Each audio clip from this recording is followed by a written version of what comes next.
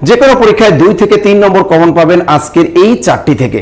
তো এই চারটি একদম টাটকা মুখস্থ করে ফেলবেন, একদম একদম টাটকা মুখস্থ, ভাষাধ্বনি বড় থেকে। এবং এই জিনিসগুলো কিন্তু বাজারের গাইড বই অনেক ভুল থাকে, আর এখানে প্রত্যেকটা তথ্য নেওয়া হয়েছে নবম দশম শ্রেণীর নতুন বোর্ড বই 2025 এবং বাংলা একাডেমি বাংলা যে ব্যাকরণ আছে সেই ব্যাকরণ বই থেকেই কিন্তু এগুলো নেওয়া হয়েছে। তো এখানে বাংলা ভাষা মোট ধ্বনি আছে কয়টি আমরা জানি, এটা হলো 37টি। অনেক বইয়ে দেওয়া আছে 41টি, আসলে না, বাংলা ভাষা মোট ধ্বনি আছে 37টি, আর বাংলা ভাষার মোট মৌলিক ধ্বনিও আছে 37টি। এরকম দেখেন আমরা ভুল করি যে বাংলা ভাষায় এই যে স্বরধ্বনি আছে কয়টি, স্বরধ্বনি কিন্তু 7টি, অনেক বই দেওয়া আছে 11টি, এটা কিন্তু ভুল। বাংলা ভাষায় নাসিক ধ্বনি কিন্তু 3টি, কিন্তু অনেক বই দেওয়া আছে বাংলা ভাষায় নাসিক ধ্বনি 5টি, কোনো বই দেওয়া আছে নাসিক ধ্বনি 7টি, এগুলো ভুল তথ্য। তাই এখানে এই যে নাসিক বর্ণ কিন্তু 7টি, নাসিক ধ্বনি কিন্তু 3টি। আমরা অনেকেই জানি স্পর্শ ধ্বনি কিন্তু 25টি, আসলে স্পর্শ ধ্বনি 25টি না, স্পর্শ ধ্বনি কিন্তু 20টি।